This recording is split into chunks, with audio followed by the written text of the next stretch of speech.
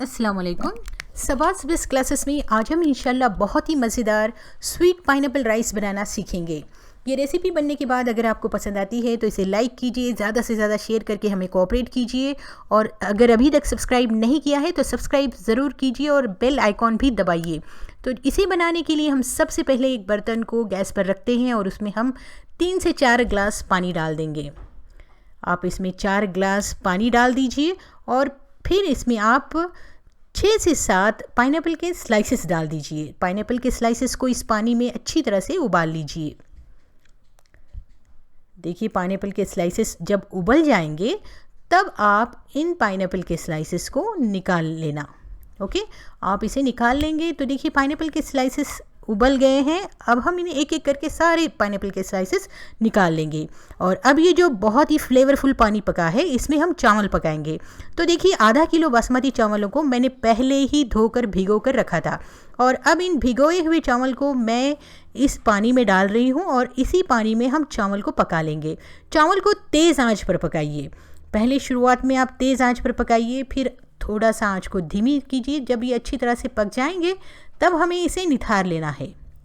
तो चावल को आप कंप्लीटली पका दीजिए पानी में, और जब ये अच्छी तरह से पक जाएंगे, देखिए ये अच्छी तरह से पक चुके हैं, तो अब हम इसे छान लेते हैं, यानी इसका पानी निथार लेते हैं। जो भी एक्सेस वाटर होगा हम उसको छान कर निकाल लेंगे। तो देखिए मैंने इसे छन्नी में डाल दिया है, एक्सेस जो वाटर है वो नीचे रह गया। अब हम दूसरा बर्तन गर्म करते हैं, यानी दूसरा भगोना हमने गर्म किया और उसमें पौन कप घी डाल दीजिए। ये असली घी डाला जा रहा है, पौन कप असली घी डाल दीजिए। फिर जब घी गर्म हो जाएगा तो उसमें 4 से 5 हरी इलायची को खोलकर इसमें डाल दीजिए, और हरी इलायची को घी में थोड़ा सा तलने दीजिए। जब ये तल जाएगी तब आप इसमें 250 ग्राम पिसी हुई शक्कर डाल दीजिए। पिसी हुई शक्कर को आप मेल्ट कीजिए थोड़ा सा। आंच मीडियम रखिए, आंच को बहुत ज़्यादा तेज़ ना रखिए वरना शक्कर जल जाएगी। तो आंच को मीडियम रखिए। उसके बाद इसमें थोड़ा पानी डालकर पिघला लीजिए।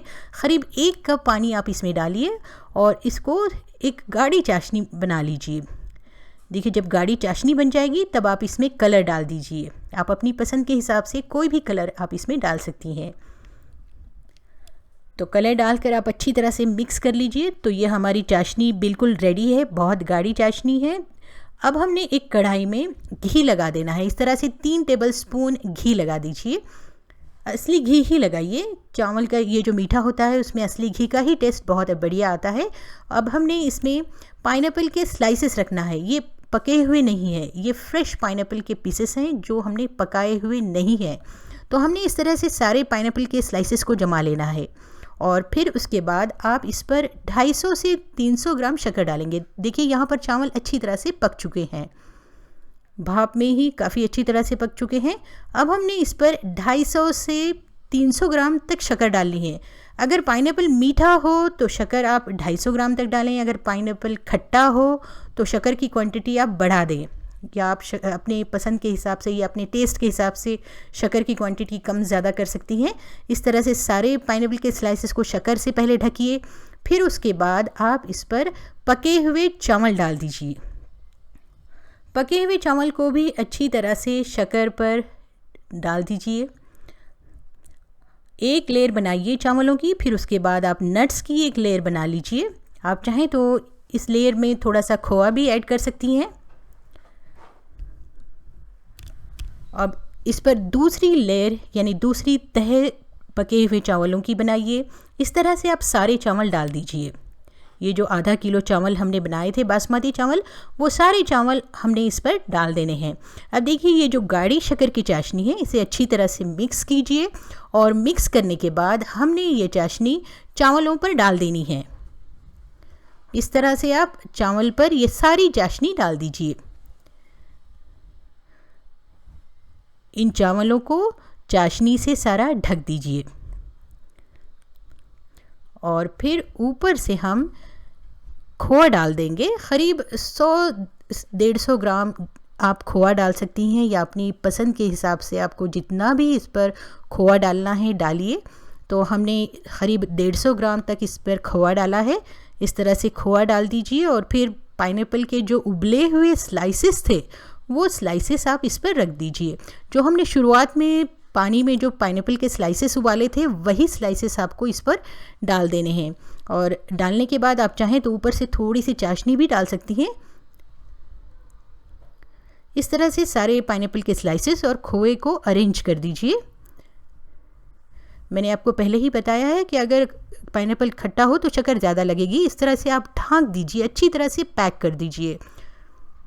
और पैक करने के बाद धीमी आंच पर इसे 20 से 30 मिनट या करीब आधा घंटे तक आप इसे धीमी आंच पर पका लीजिए। जब ये पक जाएगा आधा घंटे तक, तब आप इसे निकाल लीजिए।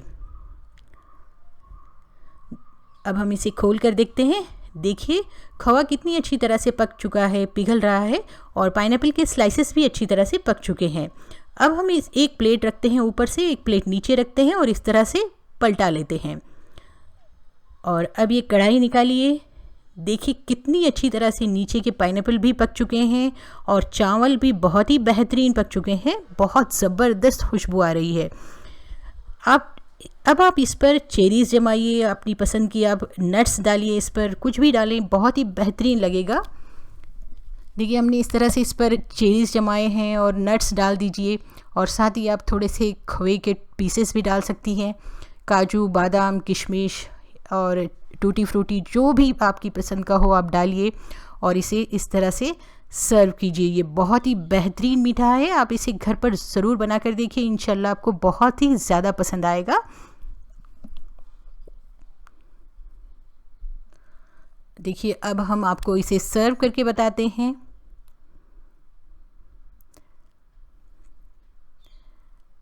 इस तरह से आप इसे सर्व कीजिए। देखिए चावल कितने खुले खुले बने हैं और बहुत ही जूसी, शक्कर अच्छी तरह से चावलों में एब्जॉर्ब हो चुकी है।